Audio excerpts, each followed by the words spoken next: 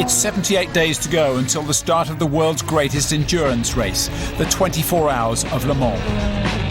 After months of planning, plotting, redesigning and rebuilding their car, Creation Autosport are about to face their biggest challenge yet on the road to Le Mans. They're about to face the world's top sports car teams at a 24-hour test. At the moment, we can't do more than 15 laps. And whatever could go wrong, will go wrong. Couldn't do 24 hours in a car like that. We aren't giving the drivers a good enough car to go racing on. Creation, prepare to be tested.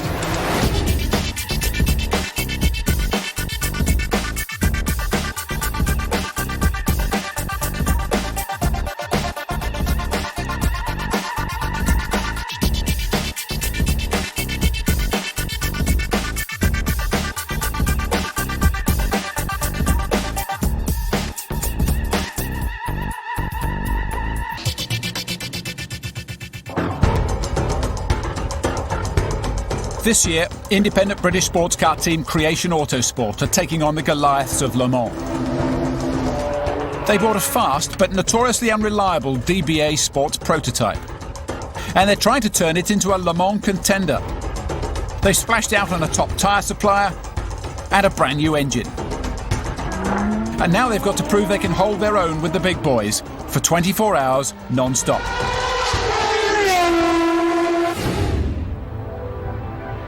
It's Monday morning, 3.5 months to go until the 24 Hours of Le Mans in June.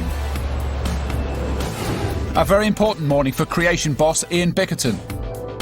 He's on his way to one of Britain's most sophisticated and expensive test facilities. Coming to this full-scale wind tunnel costs the team £2,500 an hour. It's quite a chunk of our budget to come here and do this and then to go on track test. So it has to be right. Creation have redesigned the rear bodywork of their car in a bid to improve its top speed at Le Mans. Right, okay. They can afford just 4 hours in the wind tunnel to find out if it will improve the car's performance before they take it to a track. Time's money, gotta get it done.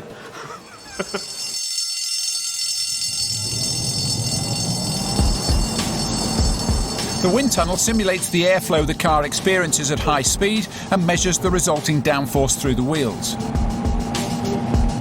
At 140 kilometers per hour, the air flowing across the wing-shaped bodywork effectively doubles the weight of the car, doubling its grip on the track. The tunnel also measures drag, the amount of air resistance that slows down the car. Today, Creation engineer Ian Smith is trying different positions for the new adjustable rear wing to get the best trade-off between downforce and drag. Le Mans a very unique track because you accelerate to 200 miles an hour 5 times a lap. And so Le Mans, more than any other track, it's very important to minimise drag. Team owner Mike Jankowski personally funds most of the team's small budget. He knows that every pound spent in testing must improve performance. To give you some idea in pounds, shillings and pence, this lot's about 1,500 quid. It's very expensive. The manufacturer will just go and say, okay, what do we need? Let's make the best car. You know, lots of money, no problem. This, you have to balance things out. What they're looking for is aerodynamic efficiency, the ratio between downforce and drag. Anything over 4 is extremely good. That's the best figure we've had all day, so... No, it's going to go quick around the mall. Yeah. As the morning progresses, the data keeps getting better. We need to touch 200 mile an hour. And it's edging towards that. It's looking pretty good. It's a good result, but again, you have to put it on the track, and the drivers may say, I just can't drive it, it's terrible. Another 10 grand spent in just 4 hours. But Mike and Bix will have to wait to find out whether it's been worth it until they get the car to a track. Preferably one with a very long straight. A track like Paul Ricard in southern France, the world's most sophisticated and well-equipped test track facility. This is the official pre-season test for Europe's Le Mans sports car teams.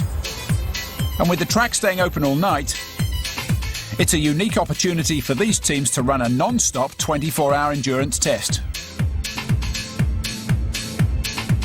Creation's plan is to spend the first 3 hours working on the handling of their car and testing that new rear end. If all goes well, they'll start their 24-hour run at noon.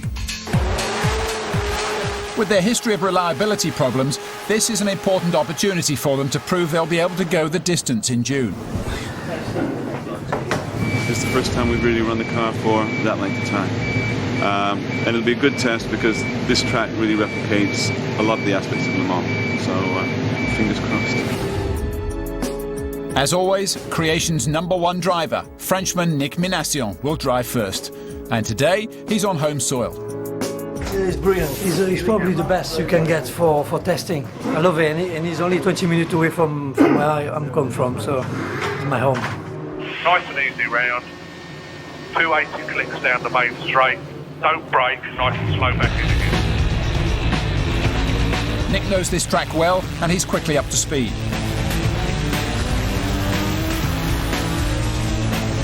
The circuit has everything a team needs for testing. It's got sweeping, fast corners where aerodynamic grip is important, slow, tight corners that test how well a car's suspension system and tyres work together. And it's got a 2.3 kilometre long straight to test flat-out top speed. Okay, what sort of speed did you achieve? 282. 282 kilometres an hour is not as fast as the team had hoped for with the new rear end. But there's a reason.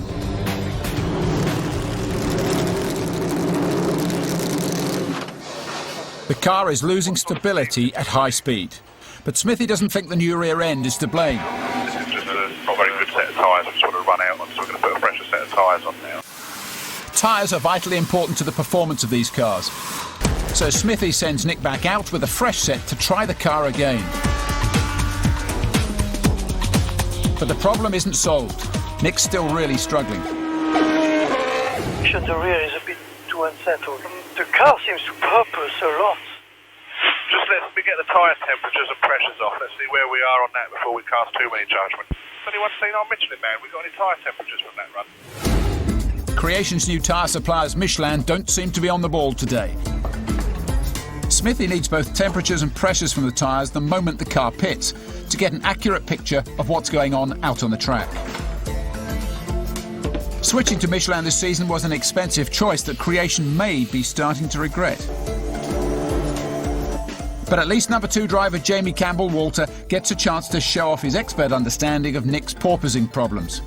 As he drives down the straight, the tyre squishes more, which basically reduces our ride height, which if the front splitter relies on airflow to go through it, if the splitter touches the floor whilst it's going down the straight, that airflow is then restricted from, so basically it stops sucking the car down to the ground, it bounces back up, suddenly you get lots of airflow and it pulls it back down, so you get this effect like this, so the car basically does this.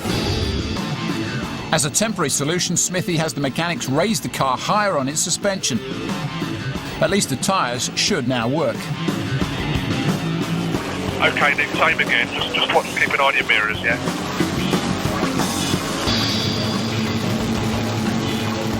The porpoising problem under control, Nick finally feels the benefits of the new low-drag rear end. He's up to over 300 kilometres an hour on the main straight. But after just a few laps, Nick starts getting bad oversteer, a dramatic loss of rear grip. It's more tyre trouble. These tyres, designed to last for 100 laps, are losing grip after just 5. Creation can't understand why they're not getting the tyre performance they've had here in the past. They did 110 laps. Yeah, I can't explain that, mate. That's something we can't do 5. Michelin boss Jean-Paul Rigolet is summoned to the garage. It's maybe not done, but you have yet some humidity. Rigolet blames the track conditions. The circuit is not really sticky. But Creation are not so sure. And then it's getting worse and worse. Top speed is there. We have no problem with top speed. But we're not getting a balance in the car. And we're suffering with something called oversteer. Essentially, the back end of the car wants to go and leap out from under you. So we're losing a lot of time. It's noon, and Creation aren't ready to start their 24-hour test. But further down the pit lane, one of their biggest rivals is also having problems. Problems even getting out of the garage. Pescarolo is a big-budget, private French team, run by four-time Le Mans winner Henri Pescarolo. This year, Pescarolo has gambled on a complete redesign of his car. It's so new, they're still putting it together on the morning of the test. The car is built to new technical regulations from the Le Mans organisers that encourage a new so-called hybrid specification of car to compete with the existing cars. Tous les clubs de l'Ouest a donné des avantages à ceux qui allaient suivre cette démarche, c'est-à-dire les avantages, c'est des brides à l'admission plus grosse, donc plus de puissance, c'est un poids inférieur de 50 kg et c'est un réservoir d'essence un peu plus gros. Et nous avons tout de suite compris que c'était l'opportunité à saisir pour pouvoir participer aux 24 heures du Mans avec des chances de se battre contre les meilleurs et en particulier contre les Audi. This is the car that Pescarolo, Creation and everyone else are trying to beat. The Audi R8. They call it bulletproof. It's fast, strong and unbelievably reliable. And in the hands of different teams, it's won Le Mans 4 times in the last 5 years.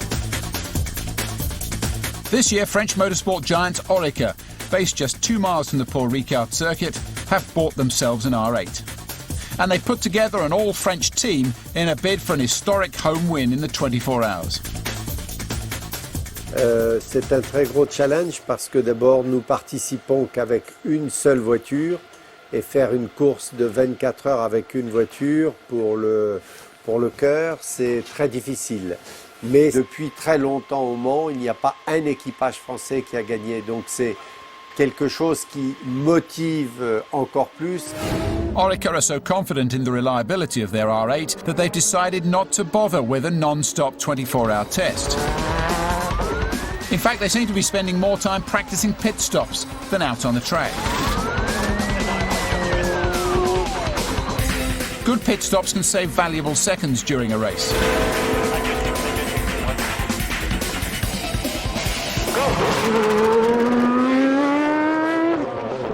But when Ricard do start working on their car's performance, the feedback from the drivers is not good. Even on the entry on the brakes now. Okay, box now, be careful, there is tarmac, and the understeer the same in left and right corner. Full understeer, but absolutely no grip now, it's over than understeer now. Even on the entry on the brakes, you feel that the front... Just like Creation, Ricard is having a bad tyre day. It's 5 p.m. and there's exactly 24 hours to go until the track closes tomorrow. But none of the top teams are ready to start their 24-hour endurance runs. Creation's race engineer Ian Smith has been trying everything he can think of to fix their car's handling problems. But it keeps coming back to the tyres. I feel like I am on a wet tyre. Even in the straight, the car is doing like this. I don't know what the pressure is, but it must be pretty high, I think. How many sets of tyres was that?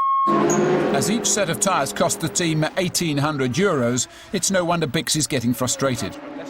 Creation's new relationship with Michelin is taking a nosedive. Do me a favour, Steve, just double, because these pressures are absolutely constant. Yeah, I'm off trusting Michelin, to be quite honest. Yeah. I mean, it's down to us, mate. Well, I'm doing them all myself now. Creation's tyreman, Steve, immediately discovers something that might be the source of the problem. There's moisture in the tyres. Excuse me,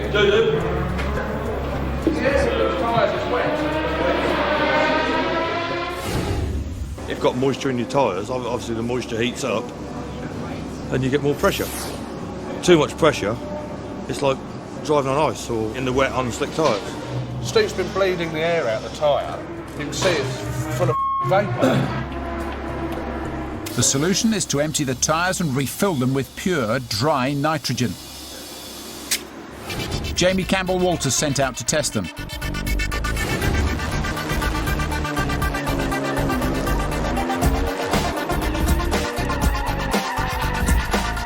Everyone watches the screen and waits.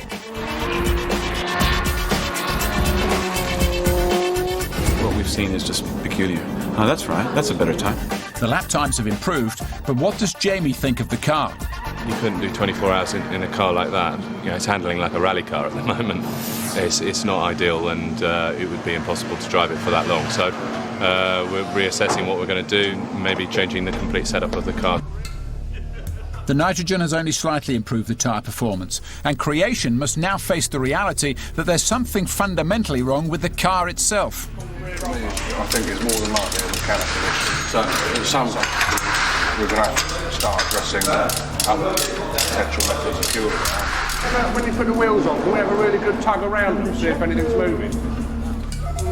Extend each of those by half a turn.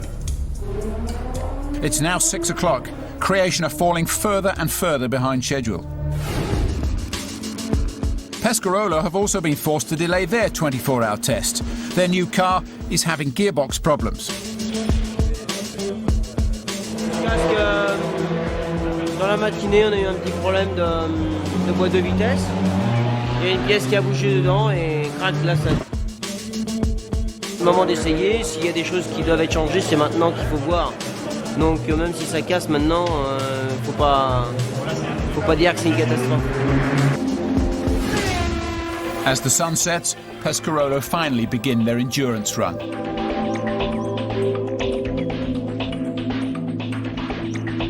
And with less than 22 hours to go until the end of the test, Creation also realised that it's now or never. It's vital that they find out here whether all of the thousands of components of their car are strong enough to survive the endurance challenge of Le Mans. The poor handling of the car will make it a tougher test than they had planned for. Your toes crossed? Everything's crossed. It's going to be a tough night for the drivers as they work long shifts. It's time to watch, wait, and see if anything breaks. All right, Jamie, when you're ready, mate, when you're ready. Pit lane limiter again, please. After over 2 hours without incident, Nick hands over to Jamie. How do the tyres feel, mate, and how are your lights? Sound very good. Tyres, they're okay. It will be a hard enough job with a well-balanced car, but in this situation, it's the driver that breaks first.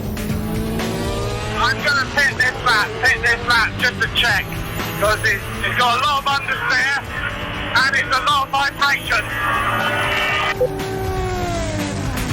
Copy that, mate. Jamie can't take it anymore. The vibrations, I think, just getting worse and worse. There's an awful lot of understeer in the car now. It's literally going straight on everywhere. So Can't see the boards at the end of the straight, so it's unbelievable. But the non-stop endurance test must go on, and at least Creation's car is still running. Pescarolo are now having engine problems. Their Judd V10 has suffered a sudden drop in power out on the track. And as they can't find the source of the problem, the team is fitting a new engine. It's a tough 4-hour job in the middle of the night. But eventually, their endurance run continues. Back in the Creation car, Nick's working hard behind the wheel. With the car out of balance and the tyres worn away, he has to fight to keep the car on the track, lap after painful lap.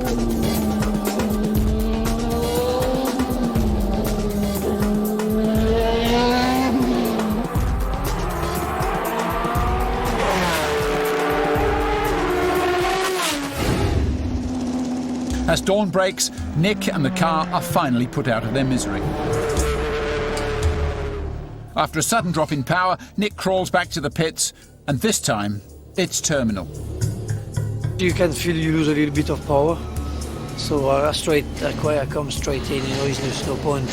If you feel there is a little bit of something happening, it's better to prevent, and at least you don't break everything. Unfortunately, the engine's dropped a valve. We don't know why yet. But that's quite a catastrophic failure.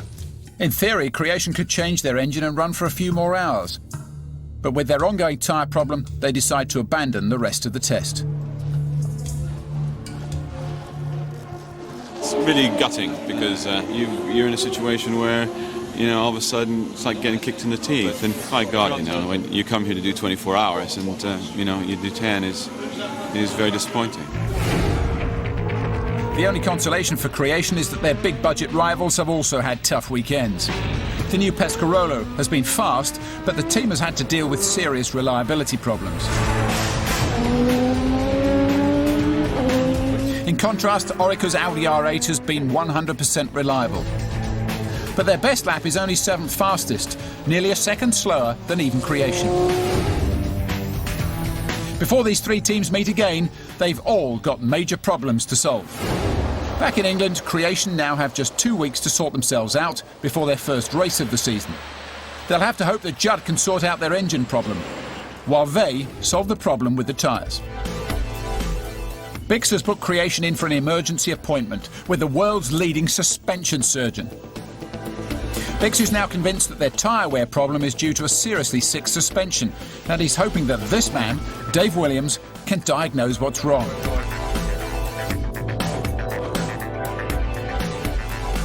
Dave's diagnostic rig uses a hydraulic platform under each tyre to simulate the forces acting on the wheels on the track.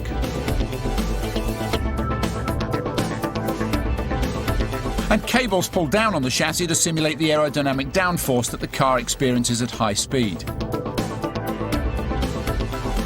Dozens of sensors wired up to Dave's computers precisely measure movements of each component of the car's suspension system. The truth of it is that there's probably only a handful of people in the world that can really look at this data and understand it. And I'm not one of them. Dave is. So you're very much in his hands when you come here, to be honest. First, Dave wants to test Creation's dampers. Cars are sat on springs, you can see quite clearly that's the spring, and without the damper the car would just bounce and bounce and bounce on the spring. The damper's there to control what the spring does. A set of dampers is taken apart and the tiny washers that determine their stiffness are replaced. The softer dampers are put to the test, but the data that comes up on the screen is not looking good. In fact, Dave Williams has never seen anything like it. For now, the doc is stumped. Dave orders a barrage of further tests. Vast amounts of data is collected, but Dave's red, green and blue lines just won't line up the way he wants them to. Eventually, Dave's famed intuition comes into play. He thinks it might all boil down to a problem with the front anti-roll bar, a device that links the left and right sides of the suspension. We've disconnected it and done the test again and it's fine. So obviously the problem is in the front anti-roll bar. So after hours of frustration at Paul Ricard, dozens of wasted Michelin tyres, sleepless nights and heartache, it turns out that one small 500-pound component was quietly messing up the whole car all along. It's a simple fix, and hopefully a new anti-roll bar will put Creation's season back on course. Hopefully we've fixed the problems with the engine, I'm sure we have. The problems with the car, the handling problems, definitely are fixed, yeah. We're a lot further on than what we were a week ago at Paul Ricard. I think we're going to make sure the tyre works a lot better for us at Spa. Hopefully it won't rain. In just 3 days' time, Bix will find out if he's fixed his car when Creation hit the track at Spa in Belgium for the first race of the season. Rain or shine, it's one of the most challenging circuits in the world.